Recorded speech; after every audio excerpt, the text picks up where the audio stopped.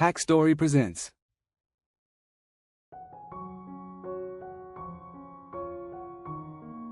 Naranasan niyo na bang maghintay sa wala? Yung handa ng lahat, pero sa isang iglap, magbabago ang tadhana.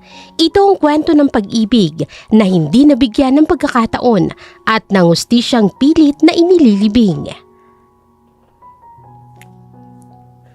2 oras na ang lumipas sa simbahan, wala pa rin si Chiron, ang groom. Naiinip na ang mga bisita. Habang si Leslie, na siya namang bride, ay nagpipigil ng iyak sa bridal car, lumapit si Gemma. "Leslie, ano bang nangyayari? Nakakahiya na sa mga bisita. Ang dami nang nagtatanong kung tuloy pa ba ang kasal. Nasaan na ba ang kapatid ko?" Ate Gemma, hindi ko rin alam. Hindi ko siya makontak. Nag-aalala na nga ako eh. Baka may nangyari na sa kanya.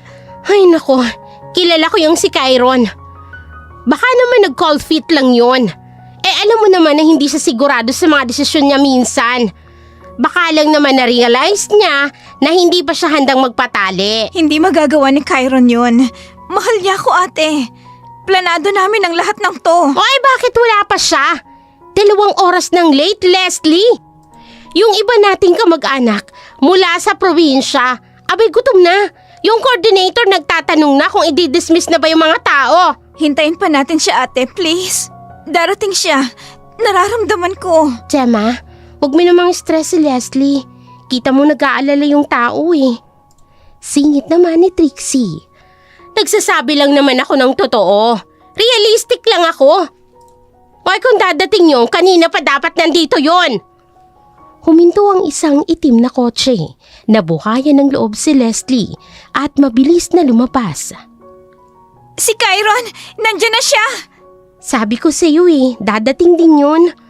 Ay, sa wakas, akala ko tatakbuhan na tayo eh.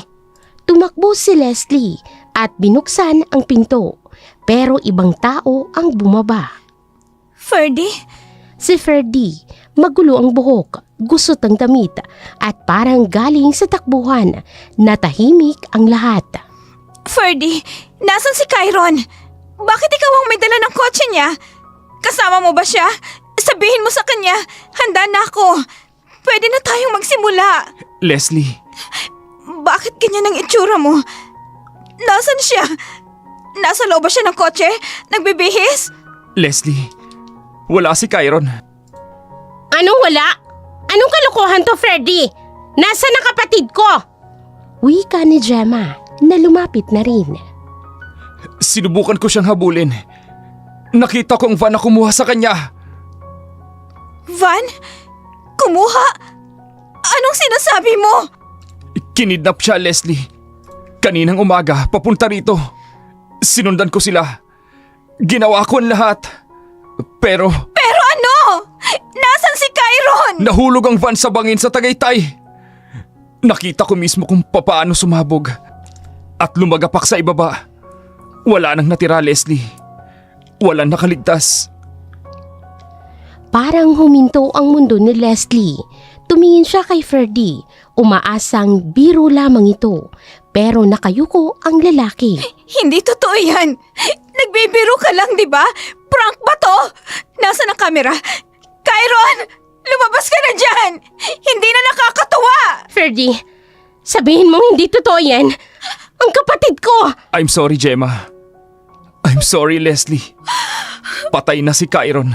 Bumagsak si Leslie sa semento at humagulkol. Agad siyang dinaluhan ng mga abay habang si Gemma ay halos himatayin. Nakatayo lamang si Ferdy, nakatingin kay Leslie nang may nakatagong motibo. Huwag ka mag-alala, Leslie. Nandito lang ako. Hindi kita pababayaan.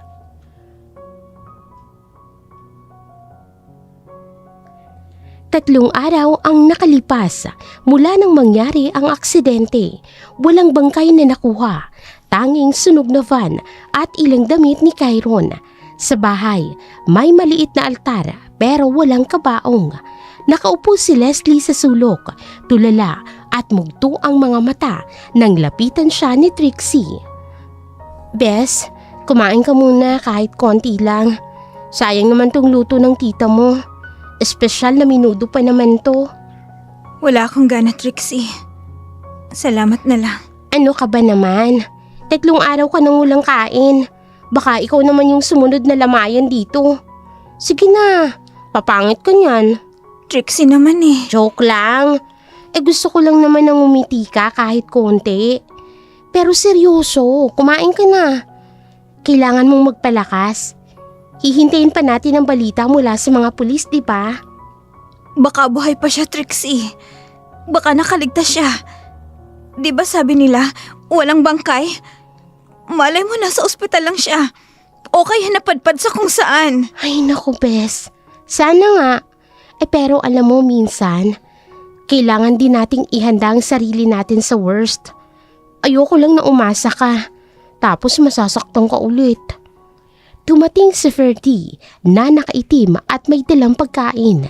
Sinalubong siya ng mga kamag-anak bago harapin si Leslie. Good evening po. Dinalhan ko po kayo ng merienda.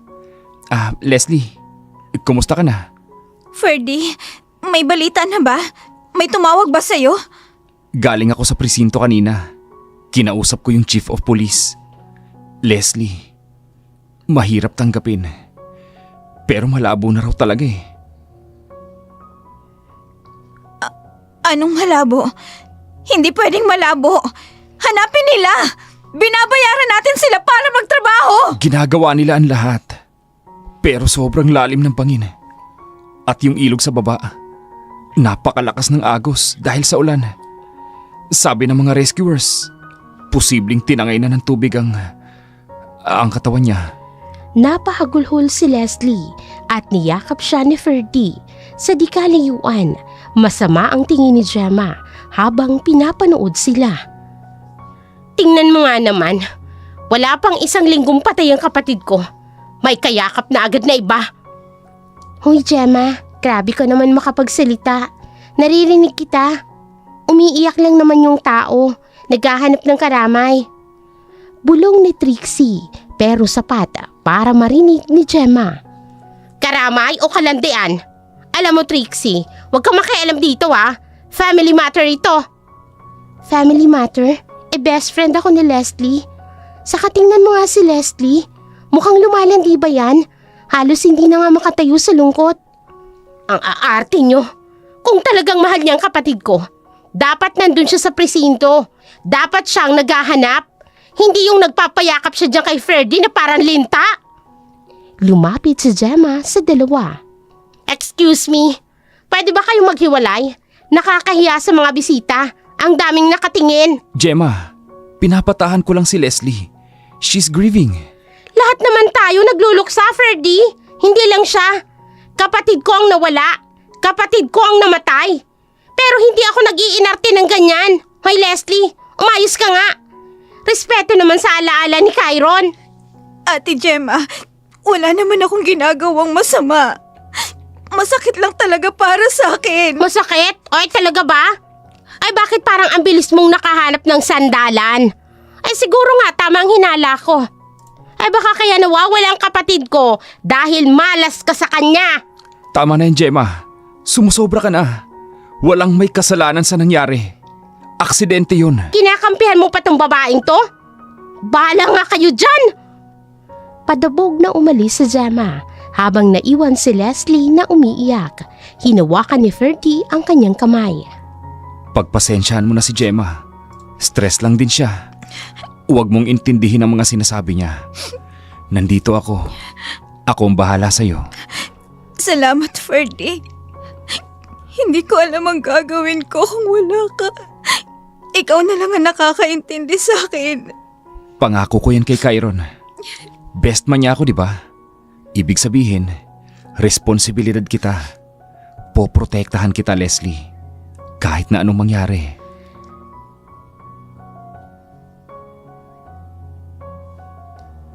Dalawang linggo ang lumipas. Mag-isa pa rin si Leslie sa bahay. Tumunog ang doorbell at bumungad si Ferdy na may dalang pagkain at toolbox. Ferdy, napadaan ka. Napadaan ako sa paborito mong Chinese restaurant. Naalala kong mahilig ka sa hakaw, kaya binilhan kita. Saka naalala ko yung sinabi mo nung nakaraan, nasira yung gripo sa lababo. Dinala ko yung tools ko para maayos ko na. Nako, nag-abala ka pa. Nakakahiya na sa'yo. Sobra-sobra na ang tulong mo. Wala yun, ano ka ba? Malakas ka sa akin eh. Saka ayoko nahihirapan ka. Dapat relax ka lang. Ako na ang bahala sa mga gawaing lalaki dito sa bahay. Hindi ko alam kung paano ako babawi sa'yo, Ferdy. Ang bait-bait mo. Ang kapalit lang naman ito ay makita kitang ngumiti ulit. Yung totoo ha, hindi pilit. Habang inaayos ni Ferdy ang gripo, pinagmasdan siya ni Leslie. Nalulungkot man, gumaan ang loob niya na may kasama. Biglang pumasok si Trixie na hindi kumakatok at mukhang excited. Tao po! Tao po! Bes! May dala akong... Oops! Sorry! May bisita ka pala. Nakakaistorbo ba ako sa moment ninyo? Trixie! Anong moment bang pinagsasasabi mo? Inaayos lang ni Ferdy ang gripo. Ah, gripo ba? Akala ko inaayos niya yung puso mo. Charing! Hi, Ferdy! Ang sipag naman ng best man natin, ah. Hello Trixie, tumutulong lang. Kawawa naman si Leslie kung tutulo ng tutulo yung tubig. Sa bagay, mabuti yan. Kasi si Leslie, tulo ng tulo ang luha. At least, yung gripo pwedeng saraduhan. Yung mata niya, parang walang switch. Trixie, tumigil ka nga. Ano ba yung dala mo? Ay, eto ba? Nako, pinasadahan ko lang yung mga damit na binibenta ko online. Baka lang naman kasi may gusto ka. Pampa-good vibes lang. Try mo tong red. Blooming ka dito sigurado. Trixie, puro itim at puti lang ang isusuot ko. Alam mo yan. Hayaan mo na Leslie. Maganda nga siguro kung magsusuot ka na ng may kulay kung minsan. Kahit sa loob lang ng bahay. Para gumaan ang pakiramdam mo. Nagkatinginan sina Leslie at Ferdy. May kakaibang kislap sa mata ni Ferdy na napansin ni Trixie. Tubig please. Nauuhaw ako dahil sa titigan ninyo. Joke lang. Pero seryoso besta. Tama naman si Papa Ferdy. Move forward tayo ng slight. Kahit baby steps lang. Sinusubukan ko naman Mahirap lang talaga. Huwag kang magmadali. Nandito lang naman kami ni Trixie. Hindi ka namin iiwan. Di ba Trixie? Oo naman. Team Leslie yata to. Kahit pa nga maging Team Ferdy ako in the future. Ay, nadulas. Napangiti na lamang si Leslie. Hindi niya alam sa bawat araw na lumilipas. Mas humihigit pa ang hawak ni Ferdy sa buhay niya. Ang inaakala niyang tagapagligtas ay siya palang may pakana ng lahat.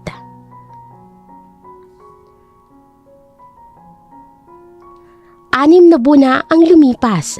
Sinubukan ni Leslie na ayusin ang bahay. Pero laging nakabuntot si Ferdy sa master's bedroom. Hawak ni Leslie ang paint roller para pinturahan ang kwarto ng light blue, ang paborito ni Chiron. Leslie, sigurado ka ba sa kulay na yan? Parang masyadong malamlam. Nakakalungkot tingnan. Ito ang gusto ni Chiron, Ferdy. Napag-usapan na namin to dati. Gusto niya, pagising namin, maaliwalas, parang langit.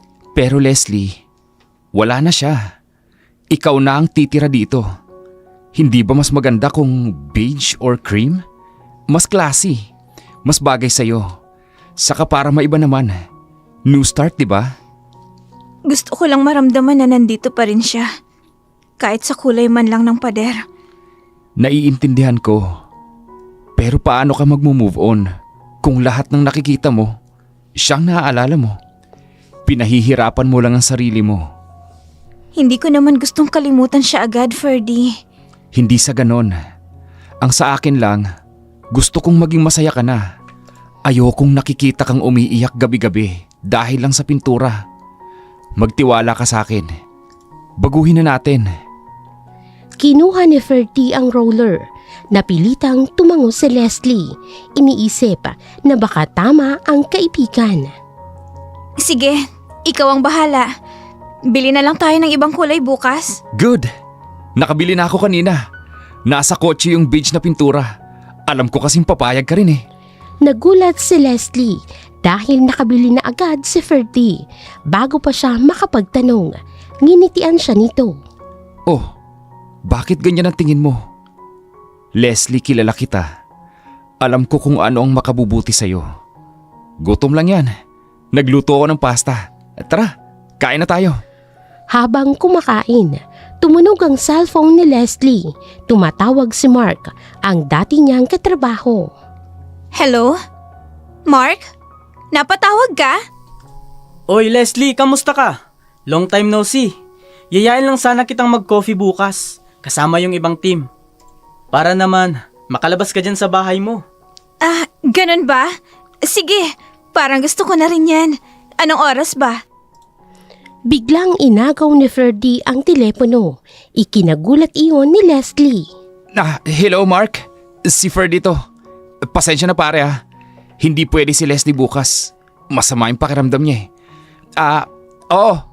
Kailangan niya magpahinga. Huwag niyo na muna siyang istorbohin. Sige, bye. Padabog na ibinaba ni Ferdy ang telepono matapos patayin ang tawag. Ferdy, bakit mo ginawa yun? Gusto ko silang makita. Gusto kong lumabas. Leslie, hindi ka pa handa. Tingnan mo nga yung sarili mo. Payat na payat ka pa. At saka sino ba yung Mark na yan?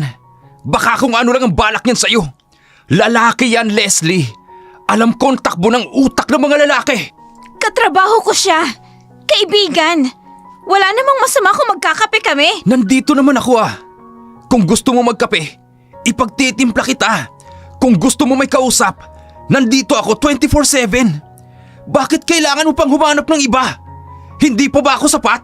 Hindi naman sa ganun. Leslie, proteksyon lang ang gusto ko. Ayokong mapahama ka. Ayokong ma-take advantage ka ng ibang tao dahil vulnerable ka ngayon. Intindihin mo naman ako. Natahimik si Leslie. Natakot siya sa tono ni Ferdy pero iniisip na baka concern lang ito.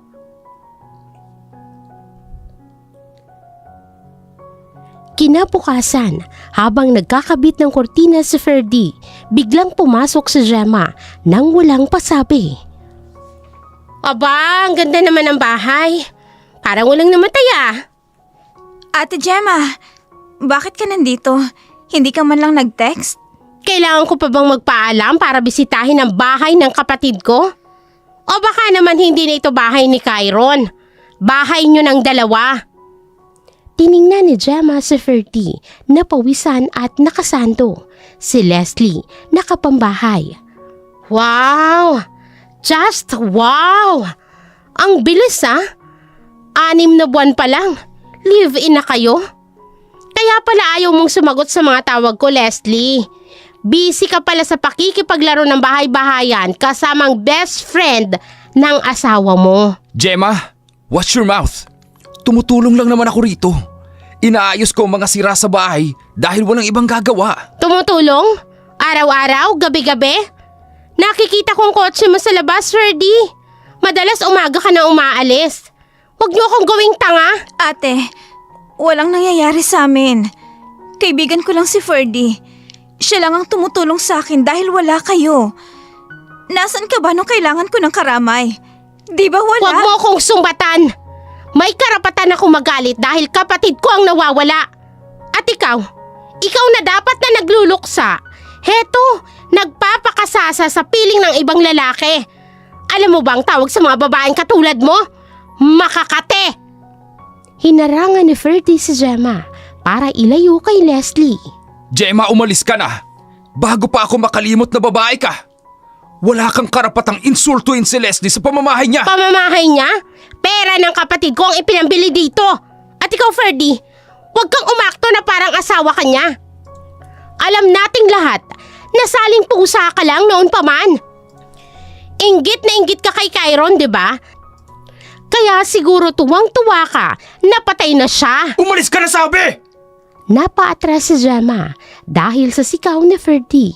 Nakita niyang nakakatakot na galit sa mukha nito. Aalis ako! Pero tandaan mo to, Leslie, ha? Hindi pa tayo tapos. Malalaman ko rin ang totoo. At kapag nalaman kong niloloko niyo ang kapatid ko, ako mismong kakaladkad sa inyo papunta sa impyerno! Padabog na umalis si Gemma. Naiwang nanginginig si Leslie na agad na niyakap ng mahigpit ni Ferdy. Shh! Tana, wala na siya. Hindi ka niya masasaktan. Ako lang ang kakampi mo, Leslie. Tayo lang na dalawa. Hayaan mo silang lahat. Basta magkasama tayo, walang makakagalaw sa'yo. Natatakot ako, Ferdy. Baka kung anong gawin ni Gemma. Walang gagawin si Gemma. Sisiguraduhin ko yun. Basta dito ka lang sa tabi ko. Huwag kang lalayo. Huwag kang makikinig sa iba. Ako lang ang pakinggan mo. Maliwanag? Tumango si Leslie sa dibdib ni Ferdy. Hindi niya nakita ang ngiti ng tagumpay sa labi ng lalaki. Nakuha na nito ang kanyang tiwala at nailayo na siya sa iba.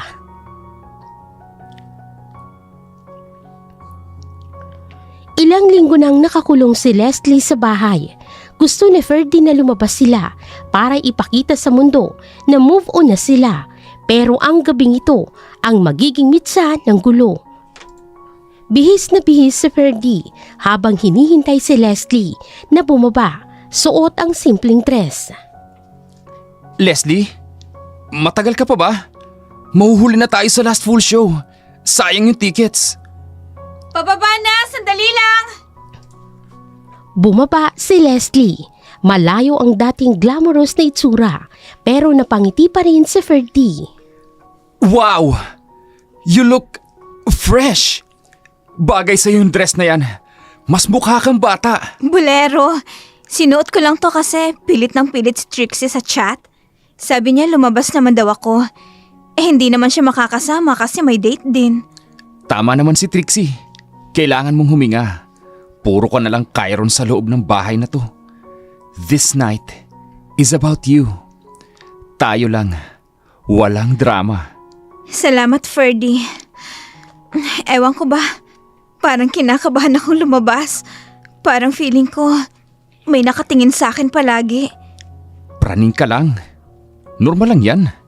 Basta kasama mo ako, safe ka. Tara na? Sa isang fancy restaurant sa mall, inalalaya ni Ferdy si Leslie sa bawat kilos na daig pa ng isang boyfriend. Grabe ka naman mag-alaga.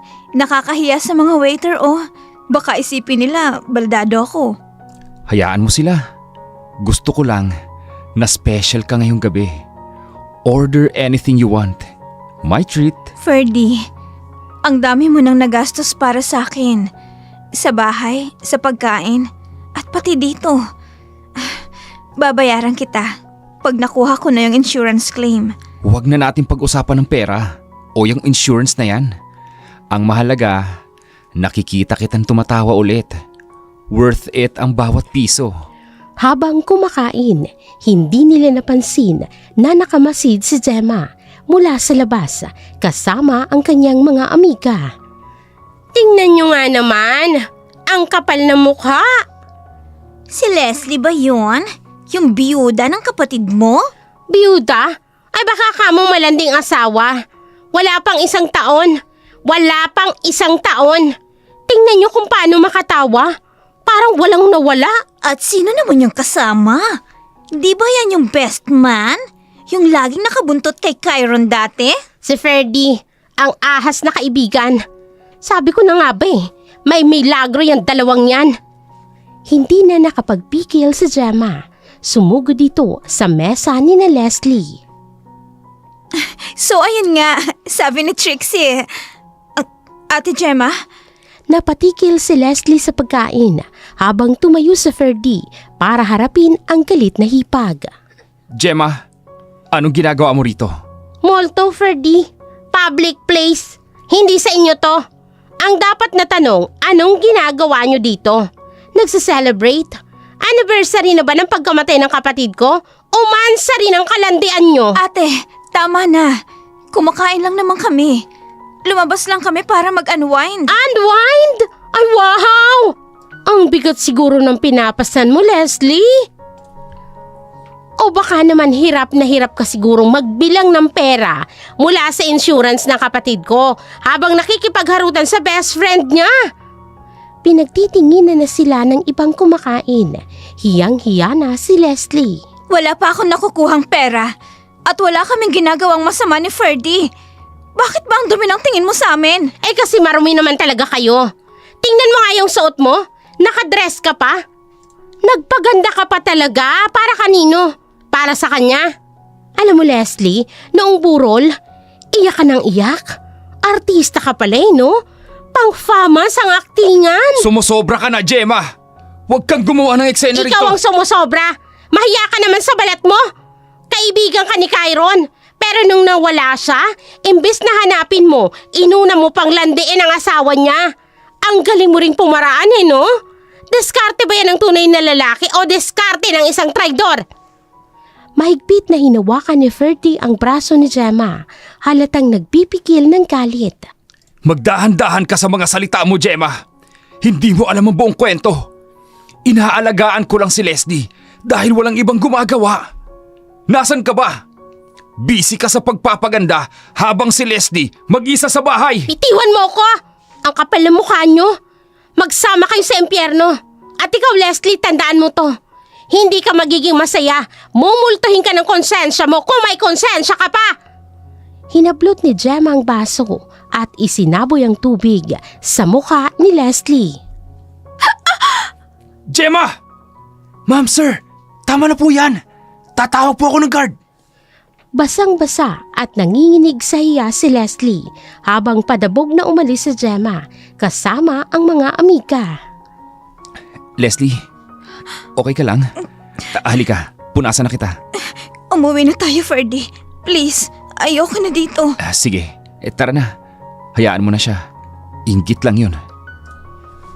Tahimik na umiiyak si Leslie sa kotse habang pauwi sila. Mahigpit na hawak naman ni Ferdy ang manibela. Sabi ko naman sa'yo, di ba? Wala silang ibang gagawin kundi ang husgahan tayo.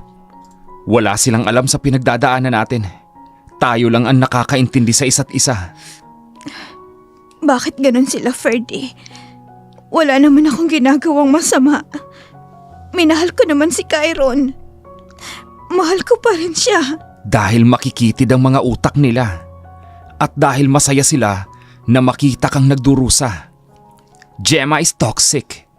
Nakita mo naman, di ba? Wala siyang pakialam kahit mapahiya ka. Wala siyang pakialam sa nararamdaman mo. Pagod na ako, Ferdy.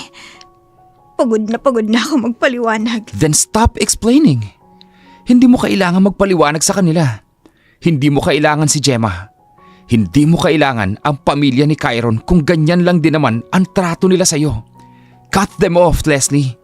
For your own peace of mind. Sa kahinaan ni Leslie, tinanggap niyang mga salita ni Ferdy na silang dalawa lang ang magkakampi laban sa mundo. Paano kung tama sila? Paano kung masyado tayong mabilis? Walang timeline ng paghihilom, Leslie. Kung saan ka komportable, doon tayo. Kung saan ka panatag, doon ako. Huwag mong hayaang diktahan nila ang buhay mo. Ako ang bahala sa'yo. Poprotektahan kita kay Gemma. Poprotektahan kita sa lahat. Hinalika ni Ferdy ang kamay ni Leslie. Tuluyan ang nahulog si Leslie sa bitag. Hindi alam na si Ferdy ang sumisira sa ugnayan niya sa pamilya ni Kyron.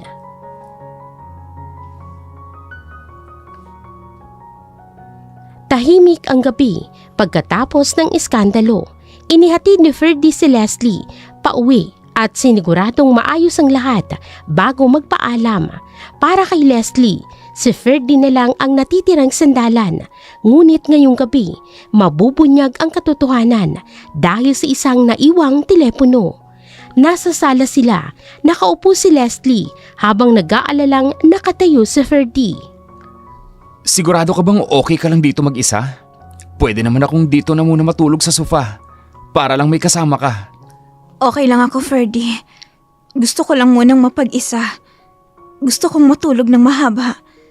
Masyadong magulo ang araw na to. Naiintindihan ko. Pasensya ka na ulit sa nangyari kanina. Hindi ko ine-expect na susugod si Gemma sa ganoon. Kung alam ko lang, sana sa ibang lugar na lang tayo kumain. Wala kang kasalanan. Sadyang galit lang talaga siya. Siguro kailangan ko na rin tanggapin na hindi na kami magkakaayos. Tama yan. Focus on yourself.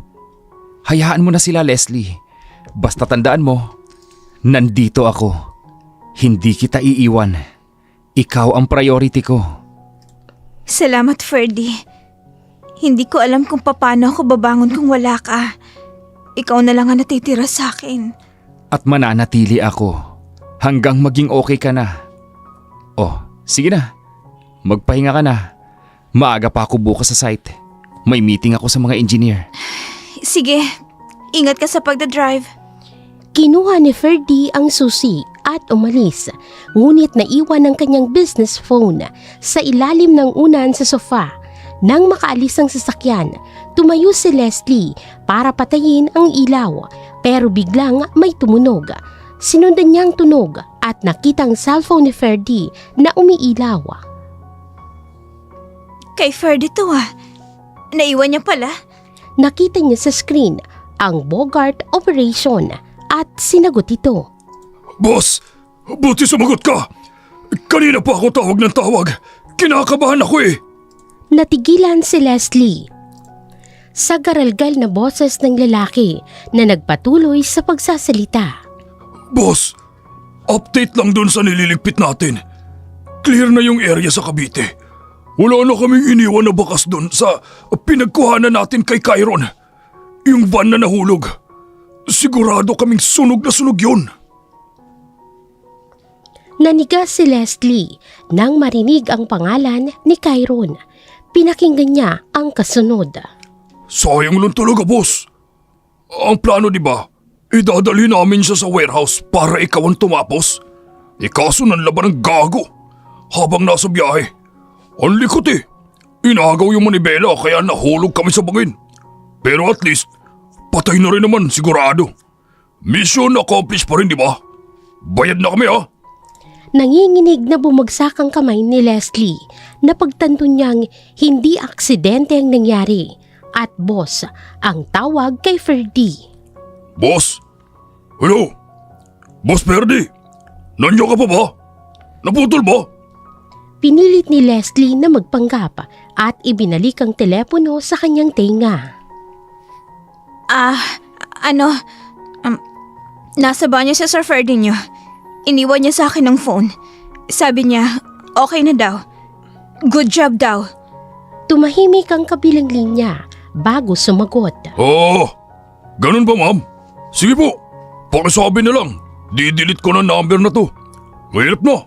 Baka matrace pa ang mga pulis ang ginawa namin kay Kyron. Sige po. Napaupo si Leslie sa sahig. Ang luha ng lungkot ay napalitan ng puot. Nang ma-realize na si Ferdy ang pumatay kay Kyron. Ferdy, demonyo ka. Gusto niyang sumigaw at tumakbo sa mga pulis pero alam niyang wala siyang ebidensya at maimpluwensya si Ferdy. Tumayo siya, pinunasan ng mukha at humarap sa salamin. Buo na ang desisyon na lumaban. Gusto mo ng laro, Ferdy? Pipigyan kita. Nagbago ang plano ni Leslie. Paiikutin niya si Ferdy, kukunin niya ang tiwala nito at sa kanya ito wawasakin. Biglang bumalik si Ferdy at nag-doorbell. Mabilis na itinago ni Leslie ang phone at nagpanggap na nakangiti. Hi Leslie. Sorry. Naistorbo kita. Naiwan ko yata yung phone ko sa sofa. Importante lang. May hinihintay akong tawag sa business partner ko. Kitang-kita ni Leslie ang halimaw sa likod ng maamong mukha ni Ferdy pero hindi siya nagpahalata. Oo. Nakita ko nga umilaw kanina. Nasa ilalim ng unan. Hindi ko na ginalaw, baka privacy mo. Salamat. Buti hindi mo pinakialaman. Alam mo na, confidential business files. Oo naman. Tiwala naman ako sa'yo eh. Di ba sabi mo, ikaw ang bahala sa akin? Kampante si Ferdy na walang alam si Leslie matapos tingnan ang kanyang phone. Oo naman. Akong bahala sa'yo. Sige, aalis na ulit ako. Good night, Leslie. Good night, Ferdy. Ingat ka. Pagkasara ng pinto, napapikit si Leslie. Puno ng galit ang kanyang puso, pero buo na ang kanyang pasya. Siya ang tatapos sa pumatay sa kanyang asawa.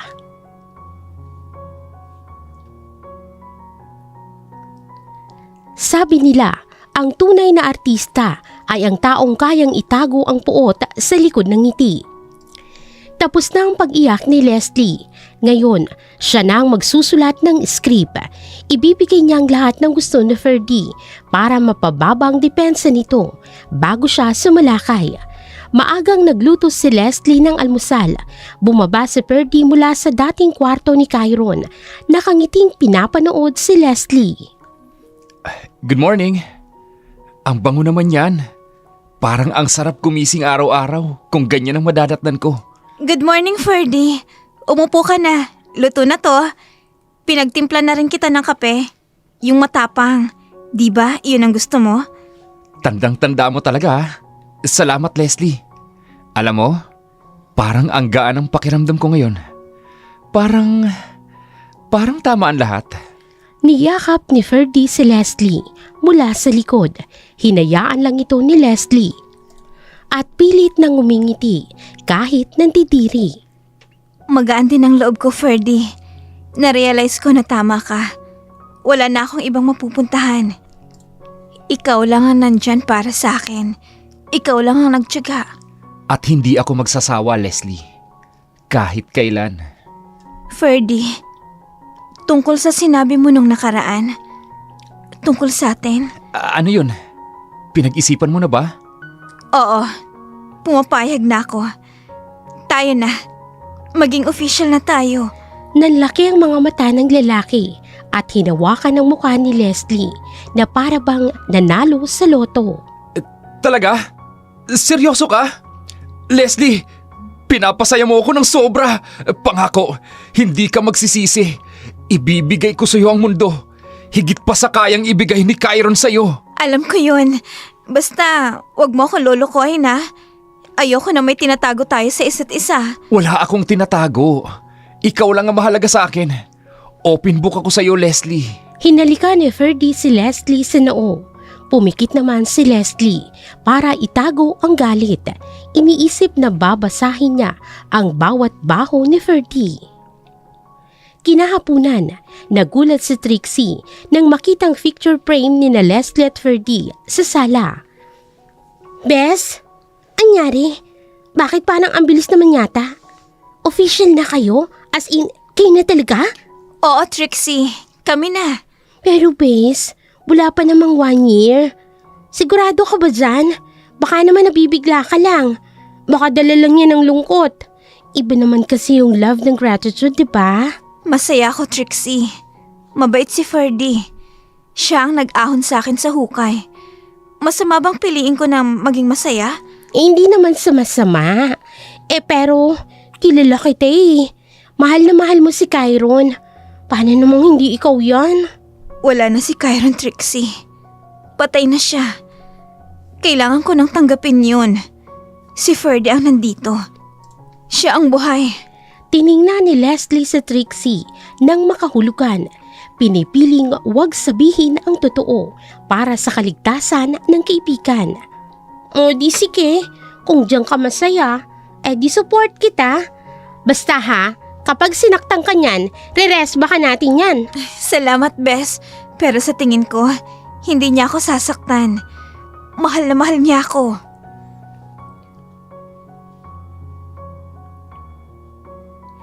Lumipas ang mga araw na laging maagang umuwi si Ferdy, pero ngayong gabi ay nagpaalam siyang may emergency. Han, baka gabihin ako ah. May aayusin lang kami gusot sa site. Yung supplier kasi ng semento nagka-problema. Ganun ba? Sige lang, Han. Mag-iingat ka ha. Huwag kang masyadong magpapagod. Salamat. I love you. I love you too. Pagkaalis ni Ferdy, mabilis na pinuntahan ni Leslie ang iniwang laptop bag sa guest room. Ano bang mga tinatago mo, Ferdy? Saan ka kumukuha ng pera? Sa ilalim ng mga kontrata, nakita niyang isang brown envelope na may surveillance photos ni Dante Valderrama at notes ng pagpapapatay dito. Kumunot ang noon ni Leslie. Kilala niya si Dante bilang kalaban ng kumpanya, pero bakit ipinapapatay ito ni Ferdy?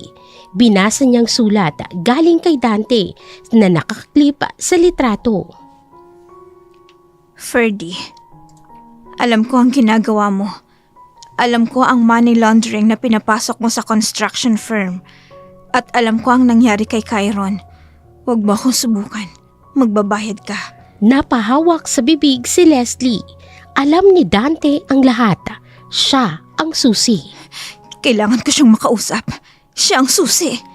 Sinulat ni Leslie ang number ni Dante sa kanyang palad at ibinalik ang mga gamit na parang walang nangyari. Kinabukasan, nagpanggap si Leslie na mamimili pero dumiretso siya sa internet cafe. Gamit ang disposable SIM, tinawagan niya si Dante.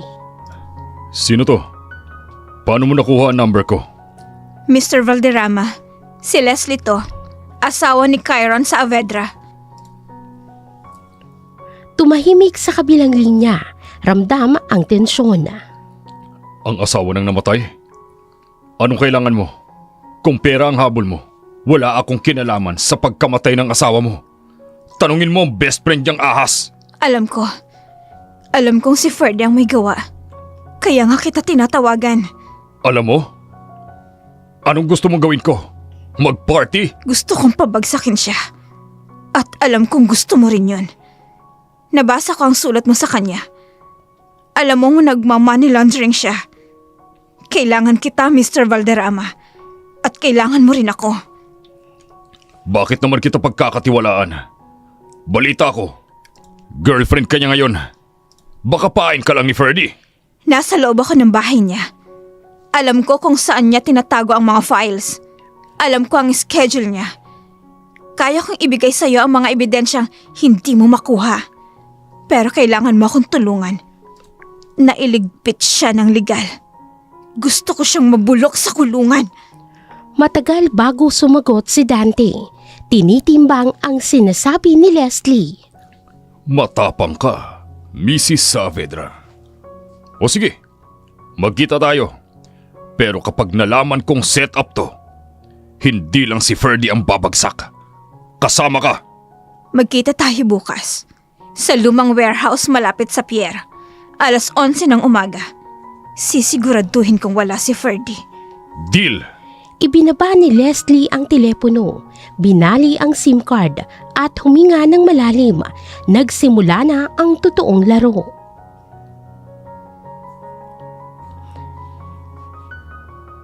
Habang nagkakape sa beranda, kusang binuksan ni Ferdy ang nakaraan kay Leslie. Hindi alam na gagamitin ito laban sa kanya. Alam mo Leslie, hindi ako makapaniwala na nandito ka na. Katabi ko, parang panaginip lang. Bakit naman? Di ba matagal na tayong magkaibigan? Parang natural lang naman na maging tayo. Hindi mo kasi alam eh. Matagal na kitang gusto. College pa lang tayo. Naalala mo nung first year? Yung mga love letter na binibigay sa'yo ni Chiron? Yung mga tula? Ako ang nagsulat ng mga yon. Muntik nang mabitawan ni Leslie ang tasa, ang mga love letter na dahilan kung bakit sinagot niya si Chiron ay galing pala kay Ferdy. Ikaw? Pero sabi ni Chiron siyang gumawa nun. Torpe si Chiron. Wala siyang alam sa romance. Ako ang nagtuturo sa kanya kung paano kaligawan. Ako ang nagsasabi kung saan ka dadalhin, kung anong bulaklak ang bibilhin. Ako ang utak, Leslie. Siya lang ang katawan na gumagalaw. Ginawa ko siyang tulay para mapalapit sa'yo. Kaso, nung naging kayo na, nakalimutan niya na ako. Kaya ba galit ka sa kanya? Hindi ako galit. Nandun lang yung inis na ako dapat yun eh. Ako ang nag-e-effort. Pero siya ang nakinabang. Pero okay na yun. Babawi na ako ngayon. Sa uli, sa akin ka pa rin bumagsak. Destiny talaga tayo. Ngumiti si Ferdy nang may pagmamalaki habang gustong masukan ni Leslie, lalong tumibay ang loob na pabagsakin ito. Nagpaalam si Leslie na magsisimba. Pero dumiretso ito sa warehouse para kitain si Dante. Mr. Valderrama, nandito na ako. Lumabas si Dante na may hawak na baril, halatang hindi nagtitiwala. Wala kang kasama? Sinigurado mo ba? Mag-isa lang ako. Nasa opisina si Ferdy. Busy siya sa paglilinis ng kalat niya. Mabuti. Dahil kung may nakasunod sa'yo, pareho tayong tepok dito. Didiretsohin na kita, Dante. Gusto kong makulong si Ferdy. Gusto kong mawala lahat ng meron siya. Ang kumpanya, ang pera, ang pangalan. At alam kong yun din ang gusto mo. Matagal ko nang gustong patumbay niyang perde na yan. Ginamit niyang kumpanya niya para maghugas ng pera ng mga politiko. Tinitira niya mga business partners namin na ayaw sumunod sa gusto niya. Pati ako, pinapatrabaho niya sa mga hitman niya. Alam ko, nakita ko ang picture mo sa bag niya. Ikaw ang susunod na target. Napamura si Dante sa nalaman. Hayop talaga. Sabi ng abi. Kaya pala may mga umaaligid sa bahay ko. Leslie, kailangan natin ng matibay na ebidensya. Hindi sapat ang hearsay. Kailangan natin ang ledger, ang listahan ng mga transactions niya, ang payroll ng mga hitman. Nasa bahay ang laptop niya minsan. At may safe siya sa opisina niya sa bahay. Nakita ko minsan na nagbubukas siya doon. Ang safe na yun, nandoon ang lahat. Sigurado ako. Pero paano mo bubuksan? Alam mo ba ang code? Hindi. Pero kaya kong alamin. Masyadong bilib si Ferdy sa sarili niya. Masyado siyang kampante na hawak niya ako sa leeg. Magiging pabaya siya. Biglang may dumating na sasakyan. Shh! May dumarating. Si Ferdy ba yan? Sinundan ba niya ako? Tago! Dito sa likod ng drum! Nagtago sila habang bumababa ang dalawang tauhan ni Ferdy na may baril at flashlight. Sigurado ka bang may tao dito? Sabi ni boss, may nakita daw ang asset niya na pumasok dito. Check natin! Baka may mga squatter lang o adik. Pero kung si Dante yan, jackpot tayo! Nanginginig si Leslie habang papalapit ang mga tauhan. Pare, tingnan mo yon. May bakas ng sapatos sa alikabok. Bagong tapak.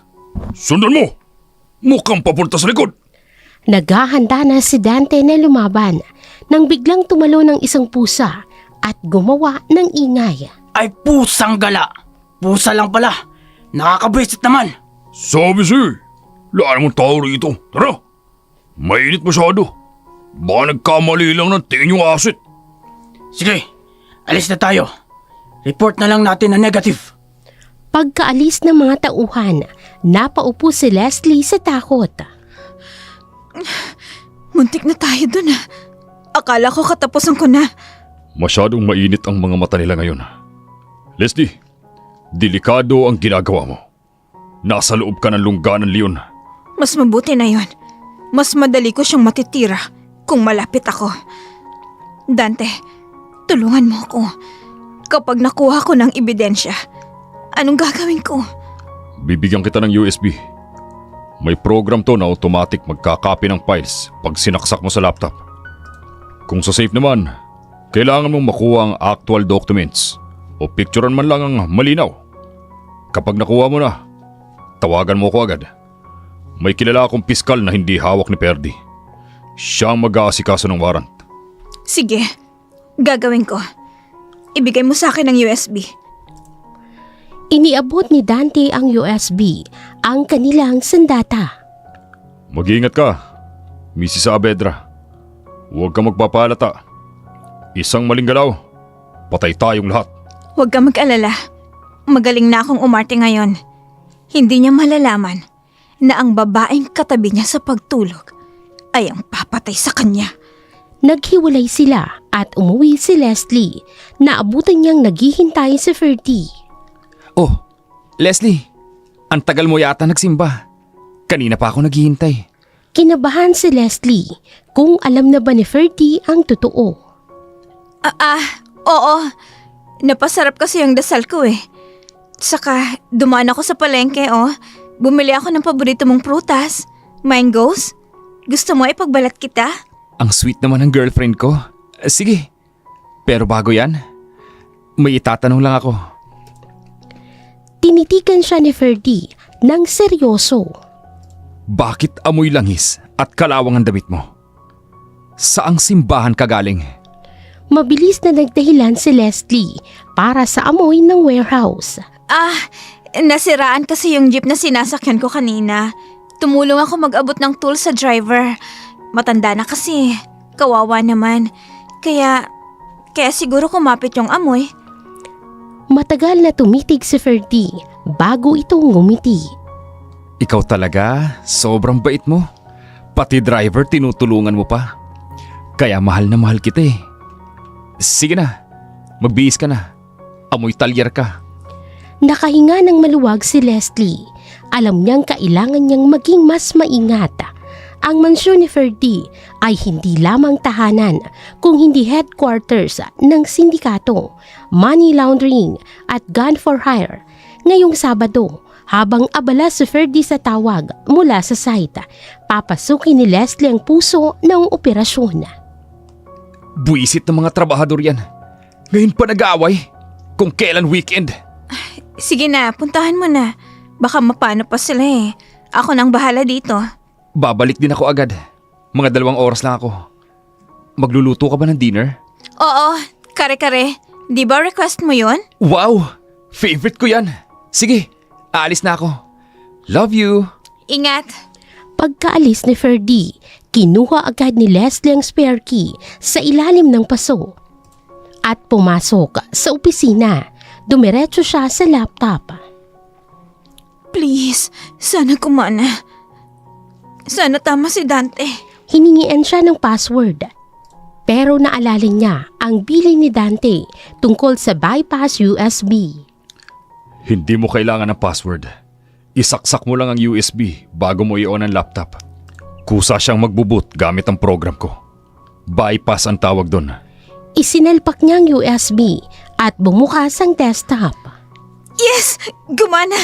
Binuksan niya ang folder na cleaning service at tumambad ang mga litrato ng mga ipinapatay ni Ferdy, mga politiko at kalaban sa negosyo. Diyos ko po, ang dami nila. Hinanap niya ang pangalan ni Kyron at nakita niya ang file, Operation Broken Bow. Laman nito ang plano ng ambush at isang note na itinuturing siyang asset na nakuha matapos ang misyon. Kinopya niya agad ang lahat. Biglang bumusina sa labas. Bumalik si Ferdy. Shit! Bakit ang aga niya? Naghang ang laptop habang pinapatay niya ito. Rinig niya ang mga yapak sa hagdanan. Bilisan mo. Mamatay na kayo. Leslie? Han? Nasaan ka? Isinara niya ang laptop kahit umiilaw pa. Nagpunas ng fingerprints at kumuha ng libro para magkunwaring nagbabasa bago pumasok sa Ferdy. Leslie? Ferdy? Nandiyan ka na pala. Nagulat naman ako sa'yo. Napansin ni Ferdy ang laptop at ang nakasaksak na susi. Anong ginagawa mo rito? Di ba sabi ko sa'yo? Bawal ka rito kasi maraming confidential files. Kasi naghahanap ako ng inspiration para sa design ng sala. Naalala ko, sabi mo may mga design books ka dito. Nakita ko nakabukas yung pinto kaya pumasok na ako. Sorry Hindi ko alam na bawal pala talaga. Kinuha ni Ferdy ang libro at tinitigan si Leslie. Hinahanap ang takot sa mga mata nito. Nakabukas ang pinto. Sigurado ka? Oo, kaya nga akala ko okay lang eh. Bakit? May nawawala ba? Wala naman. Nag-aalala lang ako. Baka kasi may makita kang hindi mo dapat makita. Business is messy, Leslie. Ayokong marumihan ang isip mo. Wala naman akong ibang nakita kundi mga libro. Sorry na, hindi na mauulit. Sige na, lalabas na ako. Magluluto na ako ng kare-kare. Bakit ka nga pala bumalik? Naiwan ko yung wallet ko eh. Hindi ako makapagpagas. Buti na lang, bumalik ako. Naabutan kita. Tiningnan ni Ferdy ang laptop. Napatay na ang ilaw.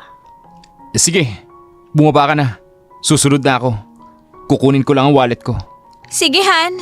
Pagkalabas ni Leslie, napasandal siya sa pader. Hawak ang USB sa bulsa.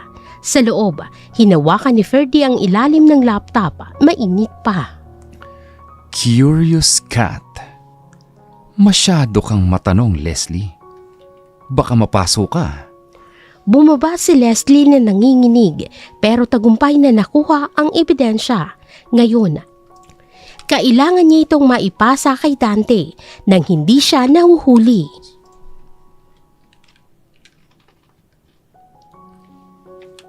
Hawak ni Leslie ang alas. Ang maliit na USB drive sa kanyang bulsa ay naglalaman ng lahat ng baho ni Ferdy mula sa money laundering hanggang sa pagpapapatay kay Chiron. Pero ang pagkakaroon ng ebidensya ay kalahati pa lamang ang laban. Kailangan niya itong maipasa kay Dante nang hindi siya nahuhuli. Mas naging mahigpit si Ferdy ngayon. Halos ayaw niya nang paalisin si Leslie sa bahay nang hindi siya kasama. Para kay Leslie, ang bawat segundo na nasa kanyang USB ay panganib, isang maling galaw at pareho silang babagsak ni Dante. Nasa loob ng kwarto si Leslie, nagbibihis siya para sa isang dinner date na inihanda ni Ferdy. Sinabi ni Ferdy na magsuot siya ng pinakamaganda niyang damit. Isinuot ni Leslie ang isang eleganteng pulang dress sa loob ng maliit na pouch na dadalhin niya. Isiniksik niya ang USB sa loob ng lipstick case. Kaya mo to, Leslie. Ibigay mo lang kay Dante. Siya na ang bahala. Tumunog ang kanyang phone, isang text mula sa hindi kilalang numero, si Dante.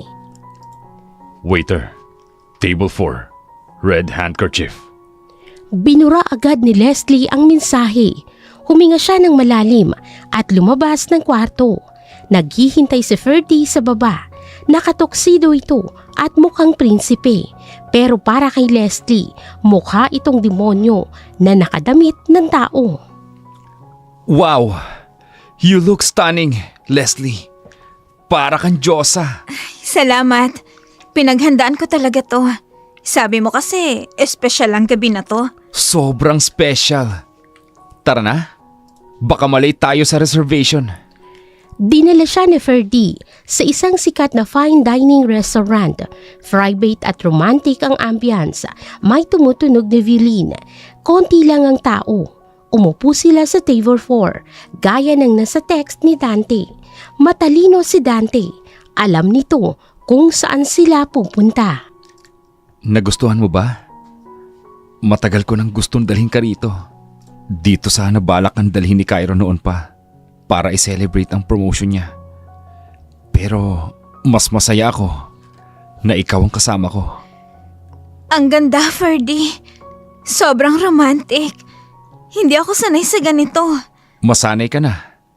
Dahil simula ngayon, ganito na ang buhay mo.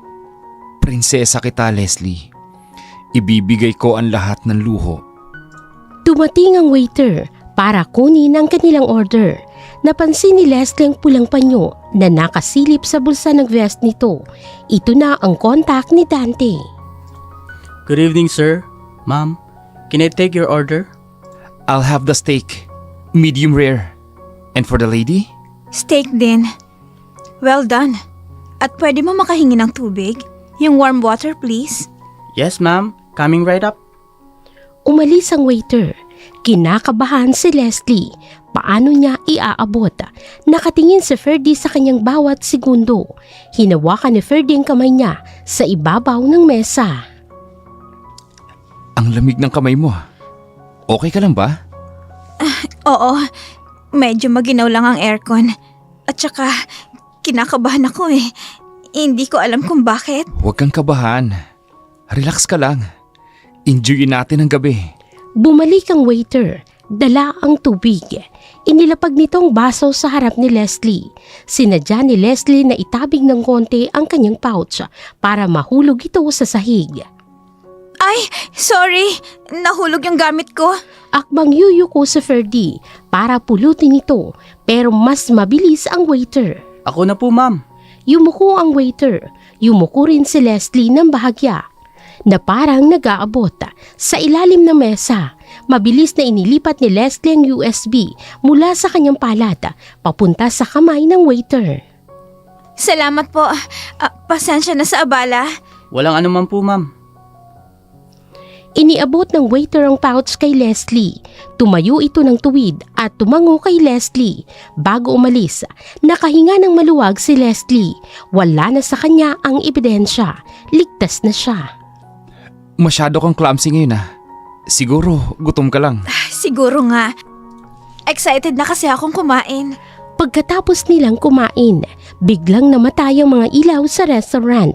Tanging ang spotlight sa gitna ang naiwan. Tumutugtog ang isang romantic na kanta. Tumayo si Ferdy at lumapit kay Leslie. Hinila niya ito patayo at dinala sa gitna. Ferdy, anong nangyayari? Leslie, alam kong mabilis ang lahat. Alam kong marami tayong pinagdaanan. Pero nung nawala si Chiron, narealize ko na maikli lang ang buhay. Ayokong sayangin ang oras ko na wala ka sa tabi ko. Lumuhod si Ferdy. Nagulat ang ibang kumakain at nagsimulang magpalakpakan. Kinuha ni Ferdy ang isang maliit na kahon mula sa kanyang bulsa. Binuksan niya ito. Isang malaking diamante ang kumislap. Leslie, you are my dream come true. Gusto kong ikaw ang maging reyna ng buhay ko. Will you marry me? Natigilan si Leslie. Gusto niyang masuka. Gusto niyang sampalin si Ferdy. Ang lalaking pumatay sa asawa niya ay nag-aalok ng kasal sa kanya. Pero alam niya ang kanyang role. Kailangan niyang maging convincing. Kailangan niyang paikutin si Ferdy hanggang sa huli. Naglagay siya ng luha sa kanyang mga mata. Luha ng kunwaring saya. Ferdy, hindi ko alam ang sasabihin ko. Just say yes. Say yes. And I promise you, hinding-hindi ka na iiyak ulit. Tiningnan ni Leslie si Ferdy. Oo, hindi na ako iiyak. Sabi niya sa kanyang isip, dahil ikaw naman ang iiyak, malapit na. Yes! Yes, Ferdy! I will marry you! Isinuot ni Ferdy ang singsing. Tumayo ito at niyakap si Leslie ng mahigpit. Nagpalakpakan ng mga tao. May mga sumisigaw ng congratulation. Hinalikan ni Ferdy si Leslie sa labi. Pinilit ni Leslie na huwag mandiri. Ito na ang huling act. Malapit na ang grand finale. Nasa sasakyan na sila pauwi. Tuwang-tuwa si Ferdy. Panay ang hawak sa kamay ni Leslie na may singsing. Ang ganda. Bagay na bagay sa'yo. Bukas na bukas, aayusin natin ang kasal. Gusto ko, grand wedding. Mas bongga kesa kasal nyo kesa dati. Bakit parang nagmamadali ka? Gusto ko lang na maging akin ka na talaga. Sa papel at sa mata ng Diyos. Para wala nang makaagaw sa'yo. Para wala nang gemang iepal. Mrs. Leslie Saavedra Tan. Ang sarap pakinggan. Tumunog ang cellphone ni Leslie. Tiningnan niya ito habang nagmamaneho si Ferdy. Mensahe mula kay Dante. Got it.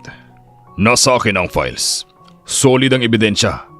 Kakausapin ko ng piskal bukas. Maghanda ka. Malapit na ang araw ng paghuhukom. Napangiti si Leslie, isang totoong ngiti. Oh, bakit ka nakangiti dyan? Sino yan nag-text? Si Trixie. Binalita ko kasi sa kanya na engaged na tayo. Tuwang-tuwa siya. Sabi niya finally daw, may happy ending na ako. Tama si Trixie. This is your happy ending, Leslie. With me. Tumingin si Leslie sa labas ng bintana. Ang mga ilaw sa kalsada ay parang mga bituin na sumasang-ayon sa kanya. Oo, Ferdy. Magkakaroon na ako ng happy ending. At sisiguraduhin kong unforgettable yun.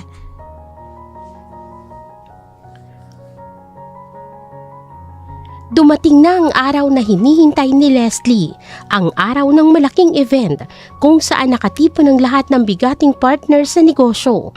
Ang venue ay isang sikat na hotel ballroom, puno ng mga taong nakasuit at gown. Kumikinang ang mga chandelier, masarap ang pagkain. Pero para kay Leslie, hindi ito isang party, isa ito sa kanyang korte at siya ang huhukom at magbababa ng hatol. Handa na ang lahat. Ang mga pulis ay nakapwesto na sa paligid. Nakasuot ng civilian clothes. Si Dante, nasa tech booth, handang i-play ang video na wawasak kay Ferdy. Nasa holding area si Leslie. Inaayos niya ang kanyang lapel mic. Nanginginig ang kanyang kamay, pero hindi dahil sa takot. Nanginginig siya sa excitement. Pumasok si Trixie, naka-cocktail dress at may dalang baso ng juice. Bes, ang ganda mo. Pak na pak. Para kang presidential candidate na mananalo sa eleksyon. Sigurado ako, mapapanganga silang lahat sa speech mo. Salamat, Trixie. Sana nga mapanganga sila. Sana, hindi lang sila basta mapanganga. Sana malaglag ang panga nila. Grabe naman sa malaglag ang panga. Pero in fairness, ang bongga ng event ha. Ang daming pagkain. Nakatatlong round na ako sa lechon belly. Sulit na sulit ang pagiging best friend ko sa'yo tonight. Kumain ka lang dyan. Mag-enjoy ka. Kasi mamaya, baka mawalan ka na ng gana. Huh? Ay bakit naman? May lason ba yung lechon? Joke lang. O sige na, lalabas na ako. At iti-cheer kita mula sa unahan. Go girl! Tumabas si Trixie. Huminga ng malalim si Leslie. Tumingin siya sa salamin. Para sa'yo to, Chiron. Bumukas ulit ang pinto. Si Ferdy naman ang pumasok. Nakaitim na tuxedo. Mukhang proud na proud. Lumapit ito kay Leslie at hinalikan siya sa pisngi. Ready ka na ba, Han? Lahat sila naghihintay sa'yo. Gusto nilang marinig ang future wife ng CEO. Ready na ako, Ferdy. Hindi mo alam kung gaano ko katagal hinintay ang pagkakataong ito. That's the spirit. Basta relax ka lang. Pagkatapos nito, diretso na tayo sa celebration dinner natin. Tayo lang dalawa. Oo naman. Sigurado ako, hindi mo makakalimutan ang gabing ito. Lumabas na sila at tumungo sa main hall. Umakyat si Leslie sa stage habang nagpapalakpakan ang mga tao. Umupo si Ferdy sa gitnang mesa, katabi ang ilang matataas na opisyal at investors. Nakangiti siya habang pinapanood si Leslie. Magandang gabi sa inyong lahat. Salamat sa pagpunta. Nandito tayo para ipagdiwang ang tagumpay ng kumpanya. Ang tagumpay na binuo sa sipag, tiyaga at tiwala. Tumingin si Leslie kay Ferdy. Itinaas naman ni Ferdy ang kanyang baso bilang pagsalute. Pero, ano nga ba ang tagumpay? Kung ito ay nakatayo sa isang pundasyon ng kasinungalingan. Ano ang halaga ng yaman kung ang kapalit nito ay buhay ng ibang tao? Nagbago ang tono ng boses ni Leslie na wala ngiti sa kanyang mukha. Naging seryoso. Nagsimulang magbulungan ang mga tao. Napababa ng baso sa Ferdy. Kumunot ang kanyang noo. Ano ginagawa niya? Wala yan sa script. Marami sa inyo ang kilala si Ferdy Tan bilang isang mahusay na engineer, isang mabait na kaibigan, isang mapagmahal na partner. Pero gaano niyo ba talaga siya kakilala? Tumayo si Ferdy. Sinyalis ito na gusto niyang patigilin si Leslie. Leslie, tama na yan. Lasing ka ba? Bumaba ka na dyan. Umupo ka, Ferdy. Hindi pa ako tapos. Ngayon, gusto kong ipakilala sa inyo ang tunay na Ferdy Tan. Ang taong nasa likod ng maskara. Tumingin si Leslie sa tech booth. Tumango ito. Pinindot ni Dante ang button. Nagbago ang imahe sa malaking lead screen sa likod ni Leslie. Mula sa logo ng kumpanya, napalitan ito ng mga dokumento, bank transfer, listahan ng mga consultancy fees at may katumbas na pangalan ng mga politiko at ang pinakahuli, ang folder na may label na Operation Broken Bow. Nagulat ang lahat, napasinghapang mga bisita. Kitang-kita sa screen ang litrato ng wasak na van ni Chiron at ang utos ni Ferdy na iligpit ito. Ayan! Tingnan nyo! Si Ferdy Tan ang mastermind sa money laundering ng mga kurakot na opisyal. At siya rin ang pumatay sa asawa ko na si Chiron. Patayin niyo ang screen! Patayin niyo! Sinungaling yung babaeng yan! Sira ang ulo yan! Sumigaw si Ferdy sa mga staff pero walang kumikilos. Si Dante ang may hawak ng kontrol. Mabilis na lumabas ang mga pulis mula sa iba't ibang sulok ng ballroom. Naka-uniforme na sila ngayon at may hawak na baril. Mr. Ferditan, huwag kang kikilos. Napapaligiran ka na namin. May warrant of arrest kami laban sa'yo. Nagkagulo ang mga bisita. Nagtakbuhan ng iba papalayo sa mesa ni Ferdy. Naiwan si Ferdy sa gitna. Gulat na gulat. Tumingin siya kay Leslie na nasa stage pa rin. Nakatingin sa kanya ng diretso. Ikaw! Plinano mo to? Niloko mo ako, Leslie! Minahal kita! Binigay ko sa iyo ang lahat! Minahal? Pinatay mo ang asawa ko! Ginawa mo akong tanga! Ito ang kabayaran mo, Ferdy! Ito ang hustisya para kay Chiron! Akmang bubunot ng baril si Ferdy mula sa kanyang tagiliran pero hinarang siya ng mga pulis. Isuko mo na yan, Mr. Tan. Wala ka ng kawala. Habang nakafocus ang lahat kay Ferdy, biglang may malakas na tunog mula sa main entrance. Bumukas ng malakas ang malaking pinto ng ballroom. Lahat ay napalingon. Tumahimik ang buong paligid. Sa gitna ng liwanag mula sa labas, isang lalaki ang nakatayo. Gusgusin ng tamit, may mga peklat sa mukha at namamaga ang mga mata. Pero kilalang kilala ni Leslie ang tindig na yun. Chiron! Nanlaki ang mga mata ni Ferdy. Parang nakakita siya ng multo. Imposible! Patay ka na! Nakita ko nahulog ka! Hindi pa tayo tapos, Ferdy. Buhay si Chiron at ang pagbabalik niya ang wawasak sa huling pag-asa ni Ferdy na makatakas. Dahil sa gulat at takot na makulong, mabilis na hinugot ni Ferdy ang kanyang baril at itinutok ito kay...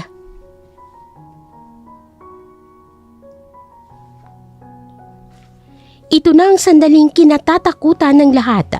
Sa loob ng marangyang ballroom, naging mistulang gyera. Ang mga bisita ay nagtatago sa ilalim ng mga mesa. Ang mga pulis ay nakatutok ang mga baril. At sa gitna, hawak ni Ferdy ang kanyang baril, nakatutok ng diretso sa dibdib ni Chiron. Puno ng galit at pagkabaliw sa mukha ni Ferdy. Hindi siya makapaniwala na ang taong akala niya'y patay na, nakatayo sa harap niya, buhay at handang bawiin ang lahat. Hindi! Hindi pwede to! Patay ka na! Nakita kitang nahulog! Paano ka nabuhay? Hindi ako mamamatay hanggat hindi ka nagbabayad, Ferdy.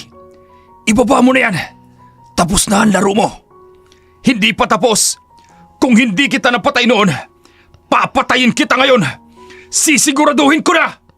Akmang kakalabitin ni Ferdy ang gatilyo. Napasigaw si Leslie mula sa stage. Wag, Ferdy! Parang awa mo na! Wag mo siyang saktan! Tumahimik ka! Niloko mo ko, Leslie! Pinaniwala mo ko na mahal mo ako! Pareho kayong mga traidor! Mr. Tan, ibaba mo ang baril mo. Ito na ang huling babala. Ngunit hindi nakinig si Ferdy. Mas lalo niyang hinigpitan ang hawak sa baril. Nakatingin siya kay Chiron nang may matinding puot. Si Chiron naman, kalmado lang kahit nasa bingit na siya ng kamatayan. Ganyan ka ba talaga, Ferdy? Kaibigan ang turing ko sa'yo. Kapatid. Pero inggit lang pala ang nasa puso mo. Kapatid, ginawa mo kong alalay. Lagi na lang ikaw ang bida. Ikaw ang magaling. Ikaw ang gusto ni Leslie. Pwes, ngayon, mawawala na kayong lahat. Itinutok ni Ferdy ang baril sa ulo ni Chiron. Pumikit si Leslie at napasigaw. Isang malakas na putok ng baril ang umalingaw-ngaw sa buong ballroom. Natigilan ng mga tao. Napadilat si Leslie. Nakita niyang bumagsak si Ferdy sa sahig. Hawak nito ang kanyang balikat na dumudugo. Binaril siya ng sniper ng mga pulis mula sa second floor. Dapa! Pusasan siya! Bilis! Agad na dinumog ng mga pulis si Ferdy. Sinipa nila ang baril papalayo. Pinusasan si Ferdy habang sumisigaw ito dahil sa sakit at galit. Bitawan niyo ako! Hindi pa tayo tapos, Chiron! Babalikan kita! Babalikan ko kayo! Pinitpit ng mga pulis si Ferdy palabas ng venue. Tuluyan nang natapos ang kanyang kasamaan na wala ng banta. Agad na tumakbo si Leslie pababa ng stage. Tumakbo siya papalapit kay Chiron. Chiron! Leslie, Nagyakapan ang dalawa ng mahigpit. Umiiyak si Leslie sa dibdib ng kanyang asawa. Ramdam niya ang init ng katawan nito. Totoo siya. Buhay siya. Akala ko wala ka na. Akala ko hindi na kita makikita. Tana, nandito na ako. Hindi na ako alis. Patawad kung natagalan ako. Ang mahalaga, buhay ka. Ang mahalaga, bumalik ka. Lumapit si Gemma at Trixie sa kanila. Umiiyak din si Gemma. Niyakap niya ang kanyang kapatid. Chiron, Diyos ko, akala ko inilibing na kita sa isip ko. Pero buhay ka. Ate Gemma, miss na miss ko na kayo. Leslie, patawarin mo ko. Patawarin mo ko sa lahat ng sinabi ko sa'yo. Mali ako. Ang tapang mo. Ikaw ang nagligtas sa kanya. Wala yan, ate. Ang importante, buo na ulit tayo. Lumipas ang ilang oras. Nasa presinto na sila para magbigay ng statement. Kalmado ang lahat. Nakaupo si Leslie at Chiron sa isang bench. Magkahawak kamay. Chiron, paano ka nakaligtas? Ang sabi sa report, sumabog ang van. Walang dapat mabubuhay doon. Himala nga eh. Nung nahulog ang van, tumalsik ako palabas bago ito sumabog. Bumagsak ako sa ilog. Tinangay ako ng malakas na agos. Tumingin si Chiron sa malayo. Inalala ang mga nangyari. Pagising ko, nasa isang maliit na kubo na ako sa probinsya. May mag-asawang matanda na nakakita sa akin sa Pampanga. Sila Tatay Ben at Nanay Sela. Inalagaan nila ako. Koma daw ako ng halos 2 buwan. Bali ang mga buto ko. Marami akong sugat. Bakit hindi ka tumawag? Bakit hindi ka nagparamdam? Wala akong maalala nung una, Leslie. Amnesia. Hindi ko alam ang pangalan ko. Hindi ko alam kung taga saan ako. Nitong nakaraan lang, bumalik ang alaala ko nung nakita ko ang balita sa TV tungkol sa engagement niyo ni Ferdy. Doon ko naalala ang lahat. Ang mukha mo, ang kasal natin, ang ginawa ni Ferdy. Kaya ba bumalik ka agad? Oo, nagmadali ako. Tinulungan ako ni Tatay Ben na makasakay ng Maynila. Hindi ako pwedeng pumayag na makuha ka ng lalaking yun. Hinawakan ni Leslie ang mukha ni Chiron, puno ng galos, pero ito pa rin ang mukhang minahal niya. Salamat at lumaban ka. Salamat. At bumalik ka sa akin. Ikaw ang lakas ko, Leslie. Sa bawat araw na nahihirapan ako, ikaw ang iniisip ko.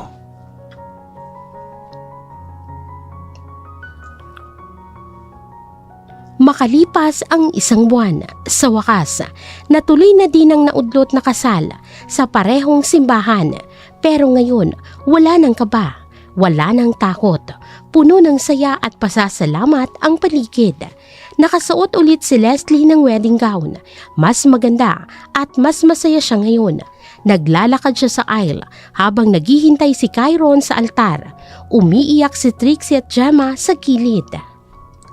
Do you, Chiron Regalado, take Leslie Saavedra to be your lawfully wedded wife, to have and to hold, through thick and thin, until death do you part? I do, Father. Sobra pa sa I do. And you, Leslie, take Chiron to be your husband? Yes, Father. I do. Forever. Then, by the power vested in me, I now pronounce you husband and wife. You may now kiss the bride. Itinaas ni Chiron ang belo ni Leslie. Nagtama ang kanilang mga mata. Wala nang lihim, wala nang panganib. Hinalikan ni Chiron si Leslie. Isang halik na nagpapatunay ng tunay na pag-ibig ay kayang hamunin kahit na ang kamatayan. Mahal na mahal kita, Mrs. Regalado. Mahal na mahal din kita, Mr. Regalado. Welcome home. At dito na po nagtatapos ang ating kwento na pinamagatang Unfinished Wedding. Minsan, akala natin ay katapusan na, pero isa lang pala itong pagsubok para pagtibayin ang ating pagmamahalan. Hustisya ay nakamit at ang pag-ibig ay nagwagi. Sana po'y nagustuhan ninyo ang kwentong ito at kinapulutan ng aral. Huwag basta-basta magtitiwala at laging ipaglaban ang tama. Muli, maraming salamat sa patuloy ninyong suporta sa ating channel. Hanggang sa muli.